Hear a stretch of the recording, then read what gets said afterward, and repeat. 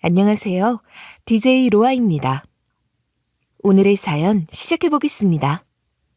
저는 올해로 45살이 된 서울에 사는 여자예요. 살면서 참 많은 일이 있었지만 그동안은 큰 걸림돌이라고 할 만한 게 딱히 없었거든요. 그런데 결혼을 하고 이혼을 겪으면서 만난 남편과 시누이가 제 평생 가장 큰 걸림돌이었죠. 저는 살면서 한 번도 뒤를 돌아보지 않는 사람이었어요. 늘 앞만 보고 달려왔고 주저하는 법도 몰랐죠. 고등학교를 졸업하고 바로 서울로 올라와 사업을 시작했어요. 어릴 때부터 제 손으로 무언가를 이루고 싶다는 욕심이 있었거든요. 그때는 뭔가 이루면 인생이 풀릴 거라고 생각했어요. 그러다 어느새 아이 둘을 키우는 싱글맘이 되었죠. 지금은 혼자가 되었지만 그래도 아이들과 함께하는 이 순간들이 참 소중하다고 느껴져요. 그게 제 삶의 원동력이 되기도 하고요. 사실 이혼을 결심하기까지 쉽지 않았어요. 아무리 힘들어도 가정을 지키는 게 맞지 않을까 싶었거든요. 그런데 지금 돌이켜보면 그 결정이 제 인생에서 가장 옳은 선택 중 하나였다고 생각해요. 나 자신을 지키는 게 얼마나 중요한지 그때 알았던 거죠. 오늘은 제가 어떤 과정을 겪으면서 그런 결정을 내리게 되었는지 이야기해볼까 합니다. 인생은 항상 예기치 않은 방향으로 흘러가잖아요. 저도 남편과 결혼할 때만 해도 정말 행복한 가정을 꿈꿨어요. 사랑하는 사람과 함께라면 어떤 어려움도 이겨낼 수 있을 거라 생각했거든요. 하지만 시간이 지나면서 깨닫게 됐어요. 그 꿈을 이루기 위해 제가 바뀌어야 하는 게 아니라 남편이 바뀌어야 했다는 걸요. 그런데 남편은 변할 생각이 전혀 없더라고요. 시간이 갈수록 더 뻔뻔해지고 무책임해지기만 했죠. 모든 걸 저에게 떠넘기면서도 본인은 전혀 죄책감을 느끼지 않는 듯 행동했어요. 그리고 그 무게는 온전히 제 몫이 되었죠. 당연히 네가 해야 되는 거 아니야? 그가 종종 이런 식으로 말할 때마다 제 속은 부글부글 끓었어요. 말로는 아이들을 사랑한다 하면서 정작 책임질 부분에 대해서는 언제나 한 발 물러서더라고요. 결국 아이들까지 온전히 제가 책임지는 상황이 되었고 더 이상 그를 믿고 의지할 수 없다는 결론에 이르렀어요. 가는 말이 고와야 오는 말이 곱다는 속담이 있잖아요. 사람과 사람 사이의 관계에서 참 중요한 말이에요. 하지만 저는 그걸 너무 늦게 깨달은 것 같아요. 남편과의 갈등 속에서 미처 깨닫지 못했거든요. 만약 그때 조금 더 현명하게 대처했다면 달라졌을까요? 모르겠어요. 저는 세 자매 중 첫째였어요. 아래로 여동생이 2명 있었고 부모님은 밤낮 없이 청소 일을 하셨어요. 당시 부모님이 워낙 바쁘게 사셨기 때문에 자연스럽게 제가 동생들을 돌보는 역할을 맡게 되었죠. 언니, 나 오늘 학교 가기 싫어. 동생이 이렇게 칭얼대면 업어 키우듯 데리고 다녔던 기억이 나요. 어쩌면 그 시절 덕분에 책임감이란 걸 배우게 된 것 같아요. 고등학교를 졸업하고 나서도 바로 일을 시작해서 동생들의 학비를 도왔죠. 사실 힘들 때도 많았어요. 때로는 제 앞길보다 동생들의 뒷바라지가 더 중요한 것처럼 느껴졌거든요. 왜 나는 이렇게 살아야 하지? 하고 속으로 한탄한 적도 있었죠. 그런데도 묘하게 그 상황이 싫지는 않았어요. 오히려 장녀로서 가족들을 책임진다는 자부심이 있었기에 더 열심히 살 수 있었던 것 같아요. 그렇게 고등학교를 졸업하고 서울로 올라와 자취를 시작했어요. 돈을 더 많이 벌어 가족들을 잘 먹이고 싶어서 사업을 시작했고 그 무렵 소개팅으로 남편을 만났죠. 저는 맞이라 그런지 성격상 남들한테 손 벌리는 걸 싫어해서 연하나 동갑은 잘 안 끌리더라고요. 애처럼 굴거나 덜렁대는 모습을 보면 이성보단 동생이나 친구처럼 느껴져서요. 그런데 그때 만난 남편은 저보다 5살이 많았고 성격도 듬직한 데다 책임감도 있어 보였어요. 당시 제가 마음 놓고 기댈 수 있는 유일한 사람이었죠. 그때는 남편과 있을 때가 가족이랑 있을 때보다 더 편했던 것 같아요. 그래서 아무리 바빠도 일주일에 5번씩은 꼭 만나 시간을 보냈어요. 남편에게는 2살 많은 누나가 있었어요. 중소기업에서 과장으로 일한다고 했죠. 저희는 3년을 사귀는 동안 남편 누나와 시어머니랑도 인사를 여러 번 나눴어요. 시아버지는 오래전에 돌아가셨고 남편이 집에서 가장 역할을 하고 있었거든요. 누나는 잠시 일을 쉬고 있는 상태였어요. 결혼을 본격적으로 준비하면서 다시 시댁에 인사를 드리러 갔어요. 그때 어머님께 제가 사업을 한다고 말씀드리니 여자가 적극적으로 돈을 버는 건 좋은 일이라며 대견하다고 칭찬해 주시더라고요. 그래서 우리 예비 며느리는 무슨 일을 하고 있다고 했지? 저는 고등학교 졸업 후부터 아이스크림 가게를 하고 있어요. 수제 아이스크림 가게인데 배달도 하고 오프라인 매장도 같이 운영해요. 가게는 작지만 한 자리에서 5년째 장사 중이라 단골 손님이 많아요. 어머, 들을수록 좋네. 그럼 네가 가게 사장님인 거잖아? 대단하다. 나중에 우리 아들이랑 가게에 한번 들러도 될까? 그럼요. 나중에 어머님, 형님이랑 같이 오시면 아이스크림도 포장해 드릴 테니 집에 가져가서 드세요. 혹시 한 달에 얼마 정도 버는지도 물어봐도 될까? 아, 내가 이런 걸 물어봐서 좀 불편하지 않겠니? 에이, 어머님, 불편하다뇨.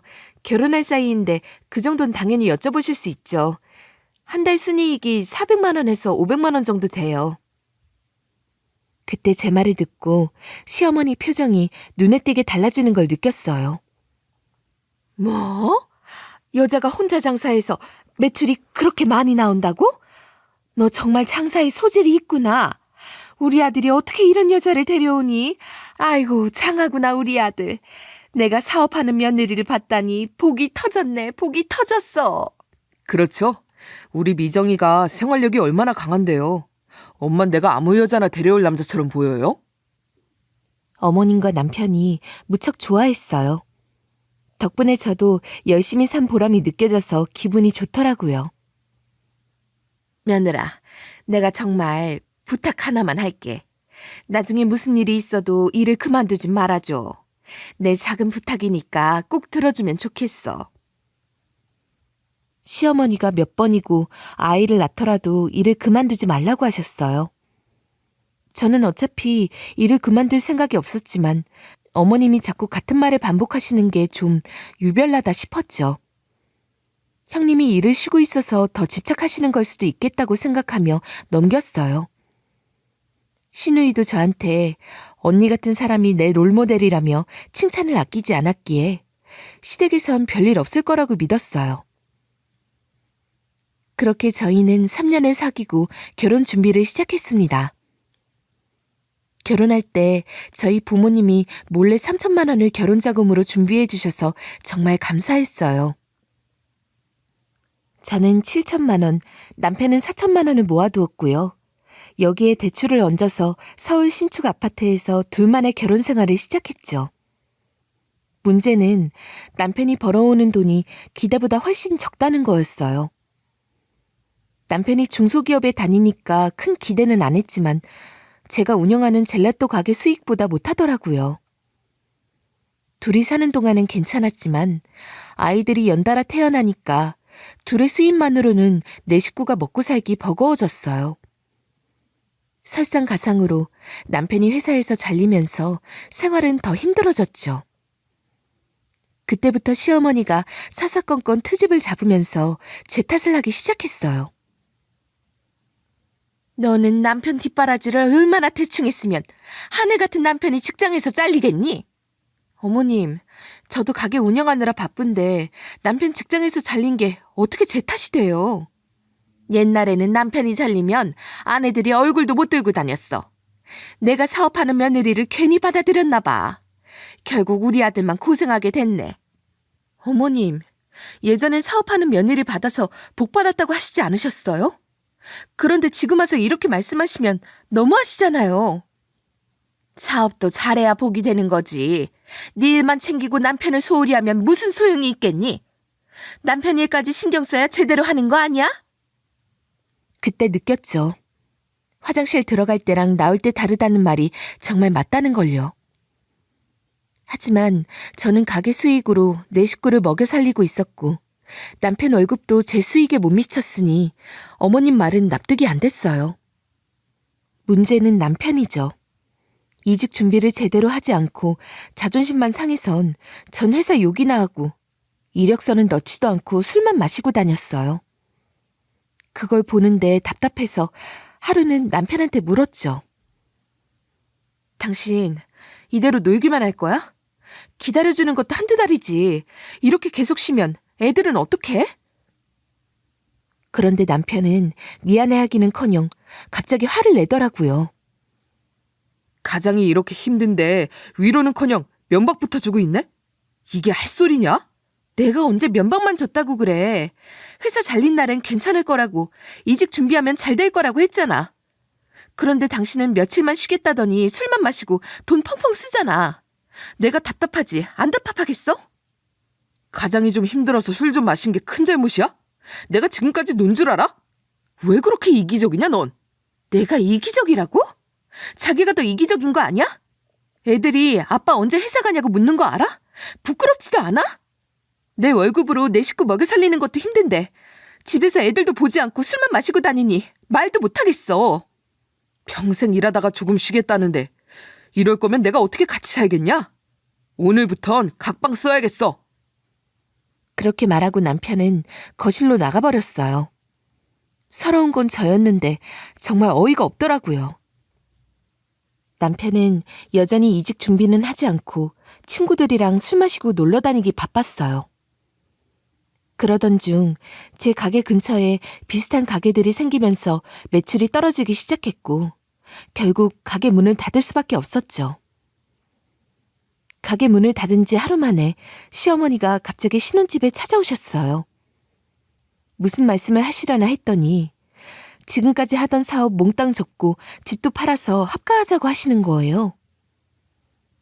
저는 절대 안 된다고 했지만 시어머니는 너희가 대출 이자도 못 낼 형편 아니냐며 강하게 밀어붙였죠. 남편도 엄마 집에서 같이 살면 생활비가 절약되고 여러모로 편할 텐데 왜 주저하냐며 오히려 화를 냈고요. 엄마와 같이 살게 되는 건 오히려 고마운 일이라는 말에 저도 순간 제 사업까지 말아먹고 억지 부리는 건가 하는 생각이 들더라고요.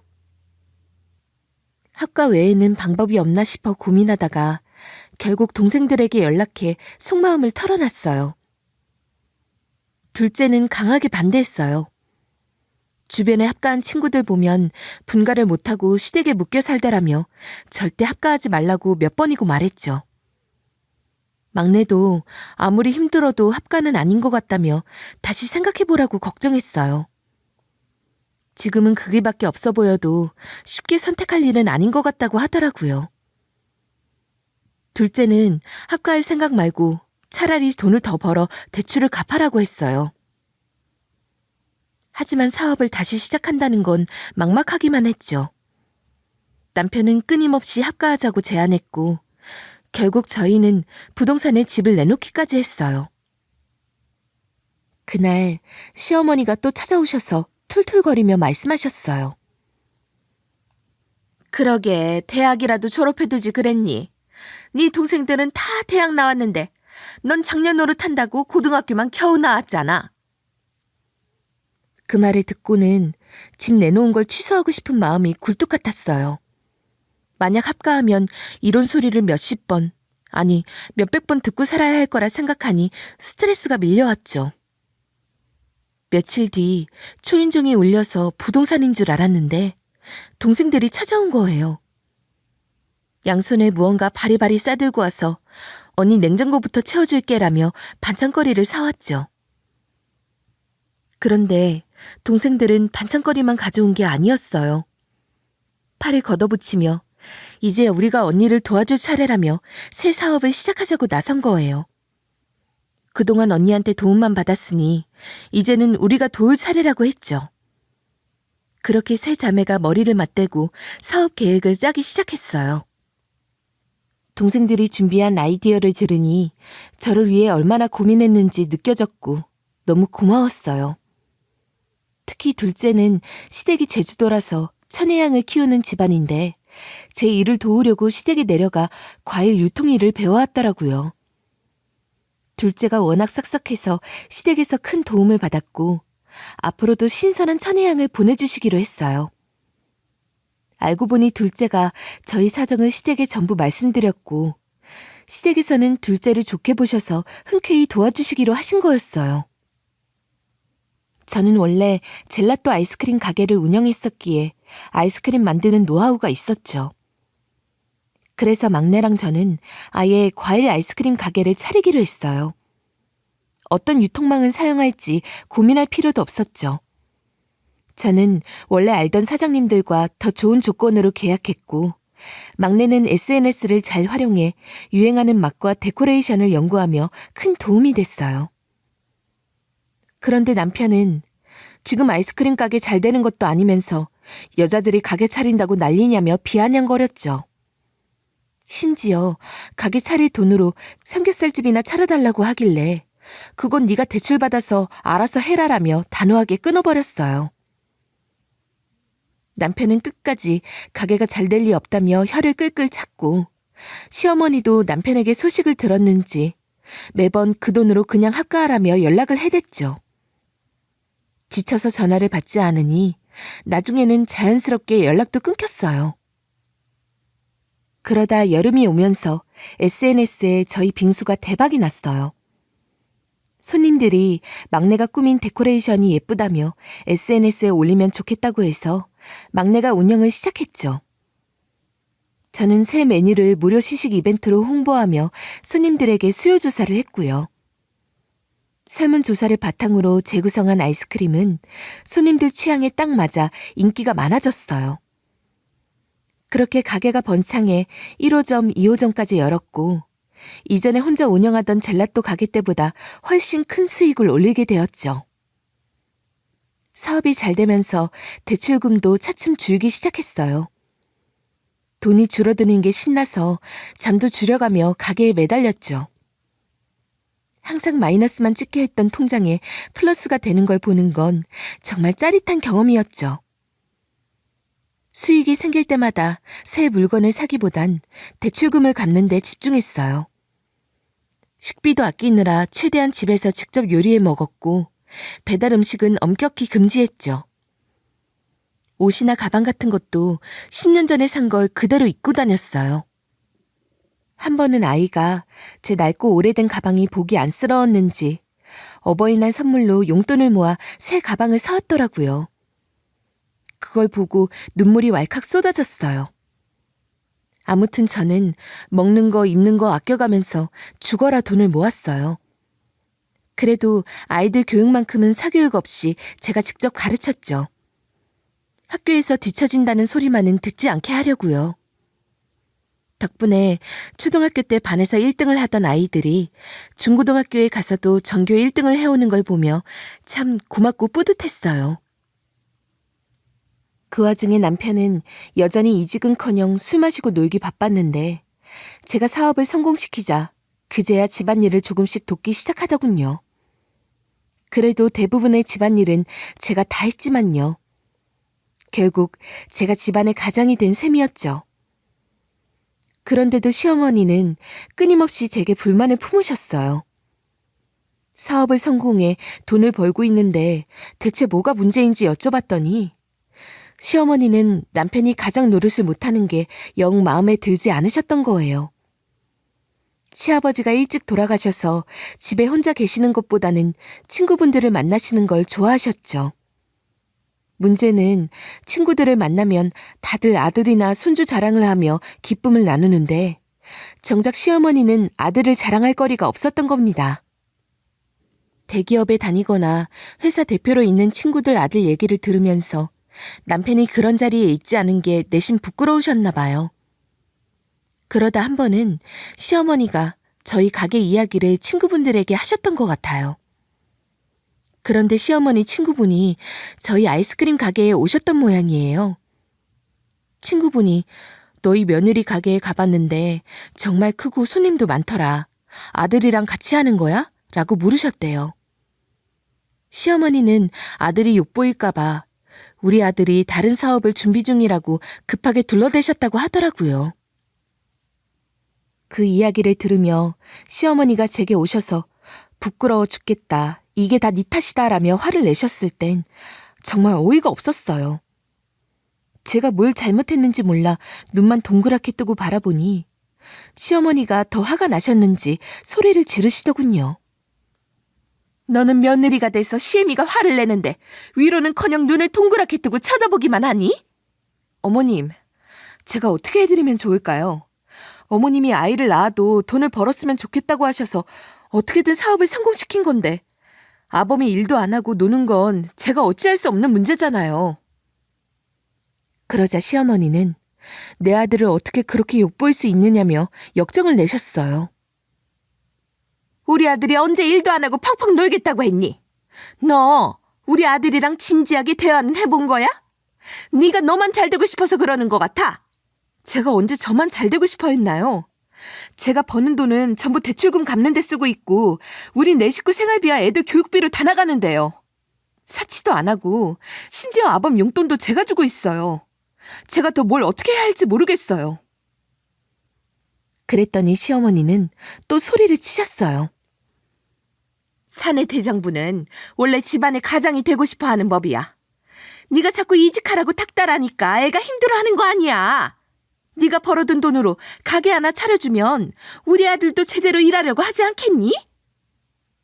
화를 참지 못하고 씩씩거리시는 걸 보니 더 이상 대꾸할 기운도 없어서 그냥 네네 하고 넘겼죠.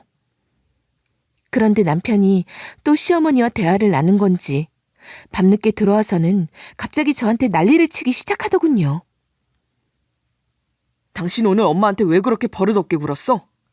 우리 엄마한테 예의는 없고 자기 말만 하다가 나가버렸다며? 무슨 이야기인가 싶어 물어보니 알고 보니 시어머니가 제가 예의 없이 굴고 제가 하고 싶은 말만 하다가 그냥 집에 가버렸다고 남편에게 말씀하신 거였어요.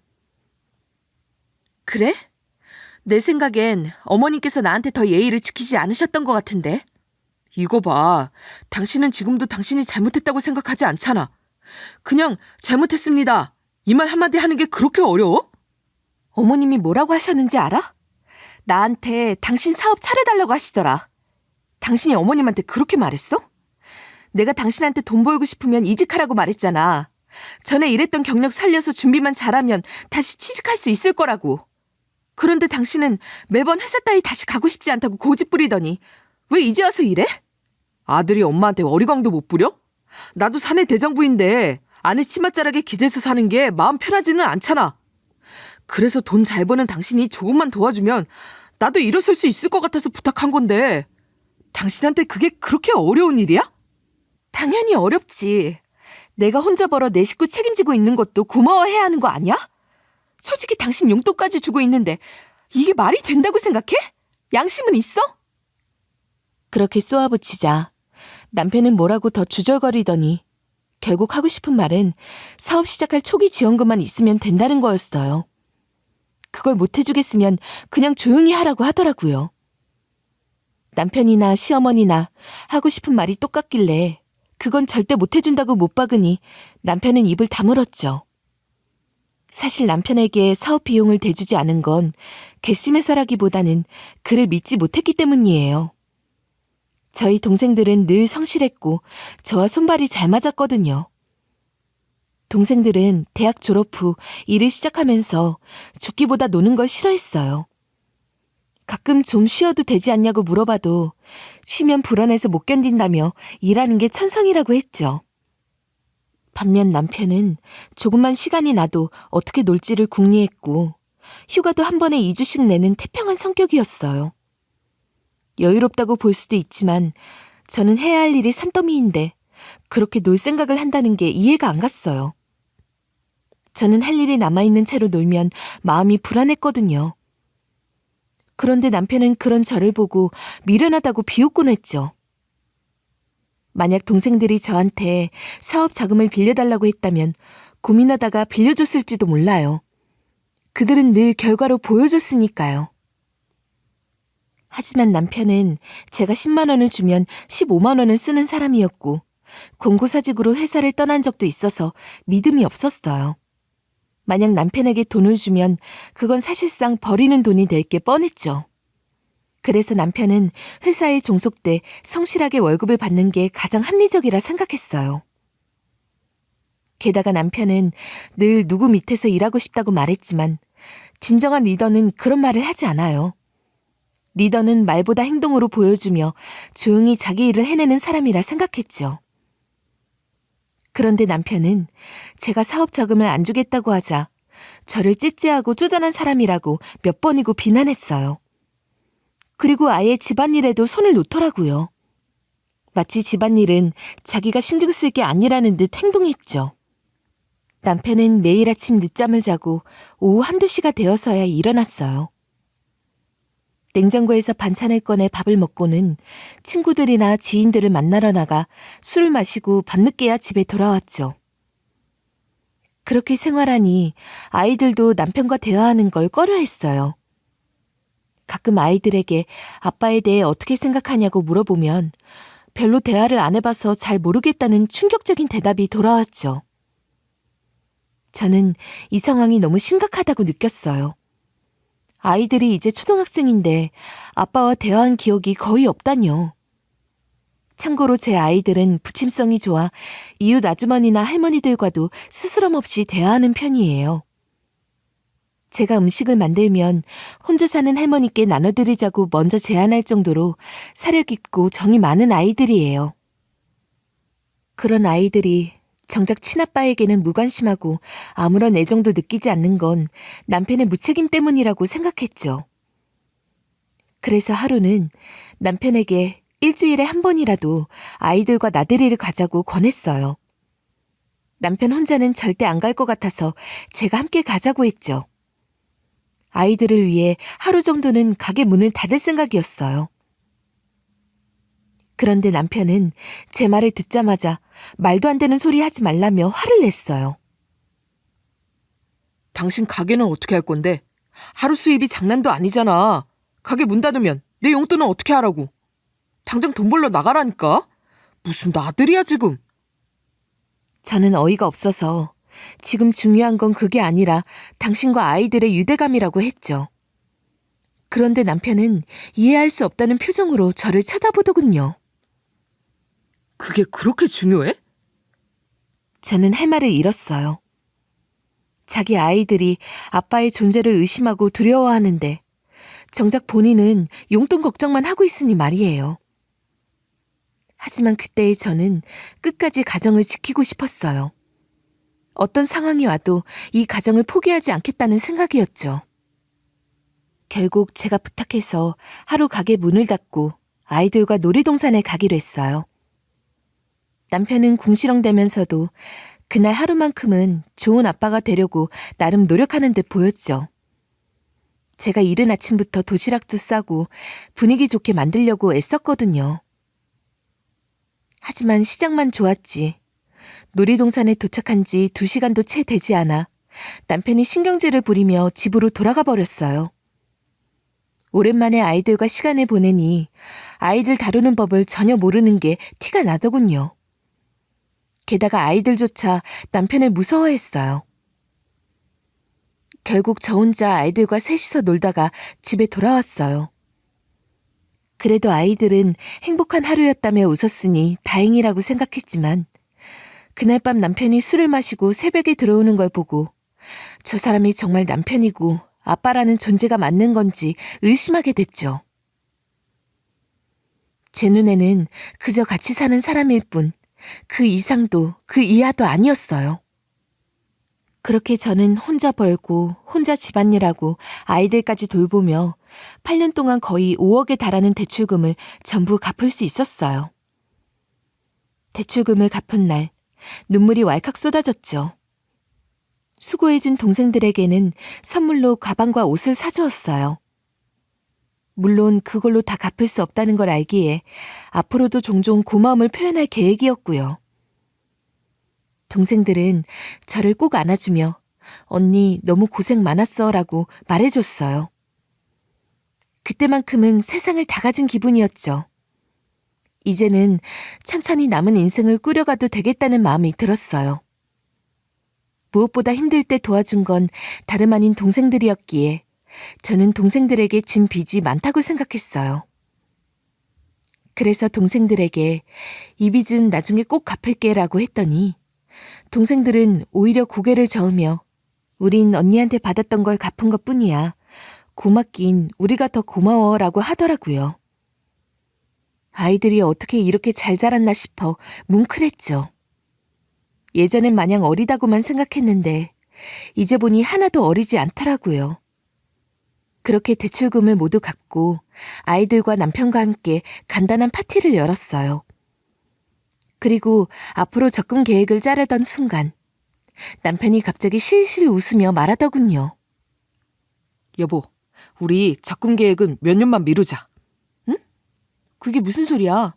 8년이나 대출금 갚느라 고생했는데 이제부터 모아야지. 여행도 가고 아이들 대학 자금도 모으고 결혼 자금도 준비해야지. 이제 겨우 시작인데.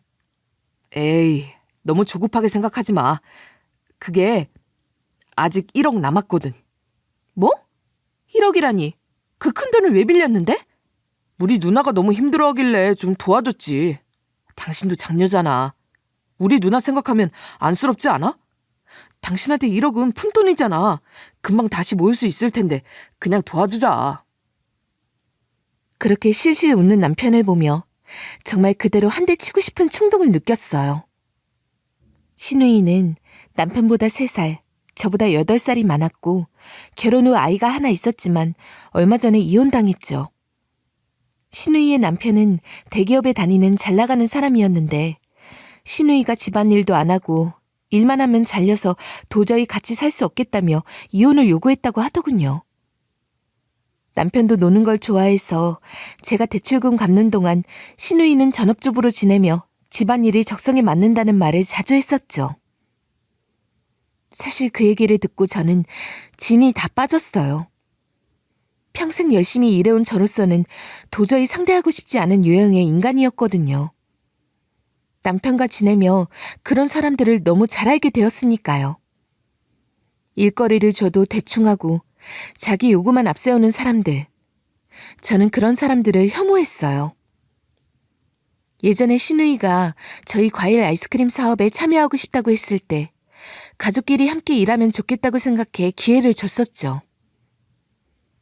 그런데 일주일이 지나도 간단한 회계조차 하지 않아 결국 일 못 맡기겠다고 했어요.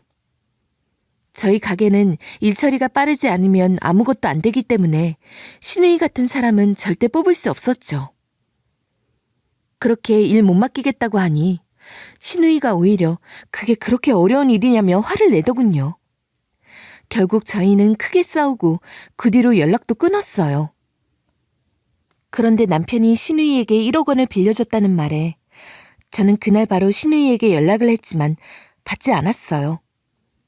그래서 직접 신우이 집으로 찾아가게 됐죠. 아마 남편과 신우이 모두 제가 이렇게 직접 찾아올 줄은 몰랐던 것 같아요. 신우이 집에 들이닥치니 신우이가 놀란 눈으로 저를 쳐다보며 어떻게 여길 왔냐는 표정을 지었어요. 저는 곧장 신우이에게 따져 물었죠. 형님, 해도 해도 너무하시네요. 어떻게 남동생 이름으로 대출을 1억이나 받아서 홀랑 가져가실 수가 있어요? 뭐? 네가 그걸 어떻게... 그런데 뭔가 잘못된 것 같은데? 누가 1억을 받았다고 그래? 숫자까지 헷갈리세요. 남편이 분명 형님한테 1억을 도와드렸다고 했고 저보고 그 돈 갚으라고 하더라고요. 얼마나 어이가 없었는지 아세요? 저는 그 돈 절대 못 갚으니까 형님이 알아서 하세요. 예전에도 도와드린다고 사업 같이 하자고 했는데 그때 마음에 안 들었다고 이렇게 이러시면 안 되죠. 너 착각하는 것 같은데 내가 받은 건 5천이지 1억은 아니거든? 그리고 그 돈은 내가 내 동생한테 부탁해서 빌린 거야. 나중에 내가 일해서 갚을 거라고. 나도 내 얼굴은 봐야지. 전 남편이 양육비 문제로 자꾸 괴롭히니까 어쩔 수 없었단 말이야. 그런데 동생이 너한테 그런 소리를 했다니. 5천이요? 계속 실랑이를 벌였지만 신우이는 미안한 기색 하나 없었어요. 끝까지 1억이 아니라 5천만 원이라고 주장하더군요. 제가 추궁하자 신우이는 그럼 나머지 5천은 어디에 있는데? 왜 나한테 안 줬어? 라며 오히려 화를 냈죠. 거짓말하는 것 같진 않았어요. 결국 저는 남편에게 다시 가서 따졌습니다. 여보, 형님한테 1억 준 거 아니잖아. 당신 우리 누나한테 전화했다며? 설마 누나 집까지 갔어? 그런데 1억 아니라니. 그게 무슨 소리야? 당신이 폭탄 던져놓고 연락도 안 받으니까 내가 갔지. 형님이 5천만 원 받으셨다는데 당신은 나한테 1억 도와줬다며. 말이 왜 이렇게 달라? 나머지 5천은 어디 있어? 에? 아, 누나가 거짓말하는 거 아니야? 난 분명 1억 줬는데. 형님이랑 한참 얘기했어. 형님이 통장까지 보여주셨다고. 당신 거짓말할 생각하지 마. 그렇게 말하자 남편은 슬쩍 떨떠름한 표정을 지으며 대답했죠. 그걸 또 어떻게 봤대? 아, 그래. 사실 5천만 원 준 게 맞아. 그래서 나머지 5천은 어디 갔는데? 내가 따로 쓰려고 뺐어. 우리 너무 팍팍하게 살았잖아. 이걸로 여행도 좀 다니고 그러려고 했는데 딱 걸렸네. 그냥 누나 도와준 셈 치고 천천히 갚으면 되잖아. 알고 보니 남편은 5천만 원을 자신이 따로 쓰려고 빼놓았던 거였어요. 그런데도 미안한 기색 하나 없이 뻔뻔하게 웃으며 배달 음식이나 시켜 먹자며 핸드폰을 두드리는 모습에 정신이 아득해졌어요. 제가 어떻게 이런 인간이랑 평생을 살겠다고 생각했는지 머리가 띵 하더라고요. 열이 받아 아무것도 할 수 없었어요. 처음 결혼할 때는 믿음직해서 반했는데 살아보니 이렇게 애 같을 수가 없더군요. 일은 미루기 바쁘고 아이들한테도 무책임한 데다 허영심이 가득해서 돈 쓰는 걸 좋아했죠. 남편이 아닌 아이가 한 명 더 있는 것 같았어요. 오히려 아이들이 더 어른스럽게 느껴질 때도 있었고요. 그런데 이런 남자가 내가 혼자 고생해서 번 돈을 자기 누나와 나눠 갖고 반은 자기가 쓰겠다고 하니 어이가 없었죠. 도저히 이해할 수 없었어요. 결국 이런 남자랑은 더 못 살겠다 싶어 그날 저녁 친구와 먹겠다고 하고 조용히 변호사를 만나 이혼 준비를 시작했어요. 남편은 집에서 치킨을 시켜 먹으며 인증사진까지 보내왔지만 저는 변호사와 상담 중이었죠. 참 세상에 이렇게 태평한 인간도 없겠다 싶었어요. 남편에게 이혼 얘기는 꺼내지 않고 다음날 바로 남편에게 1억을 송금했어요. 이혼 절차를 제대로 처리하고 나중에 후회 없이 정리하려면 이게 맞다고 생각했거든요. 돈을 보내자마자 남편이 싱글벙글 전화해선 사업가 마누라 덕분에 인생이 웃음뿐이라며 좋아하더군요. 그리고 다음날 저는 남편에게 딱 한 통의 문자를 보냈죠. 내 사업 잘 돼서 당신도 부자 된 줄 알았어? 변호사 통해 재산 정리 싹 끝냈어. 당신 몫이 1억이더라. 이미 보냈으니 위자료랑 양육비는 따로 계산하자. 그 문자를 보내자 남편은 쏜살같이 친정으로 달려왔어요.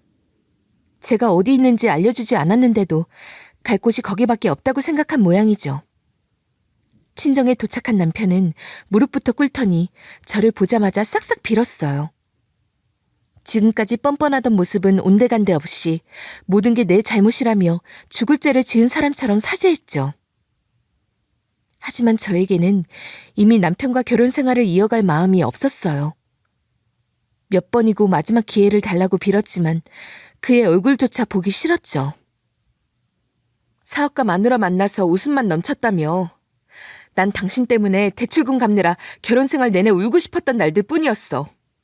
이제 당신 없이 행복하게 살고 싶으니까 내 앞에서 사라져. 그렇게 단호하게 말하고 남편을 내쫓아버렸어요. 그런데 남편과 시어머니는 포기하지 않았는지 아니면 제가 늘 주던 용돈이 달콤했는지 시어머니까지 이끌고 저를 다시 찾아왔어요. 대체 무슨 말을 하려는 건가 싶어 드러나 보자 하고 셋이서 카페에서 만나게 됐죠. 시어머니는 자기 아들을 제 앞에서 무릎 꿇리더니 제 손을 양손으로 꼭 잡고는 아이처럼 엉엉 우셨어요. 제가 뭐 하시는 거냐고 여쭈니 이제라도 합가하면 어떠냐며 아들도 딸도 다 힘들어 믿을 건 저밖에 없다고 하시더라고요.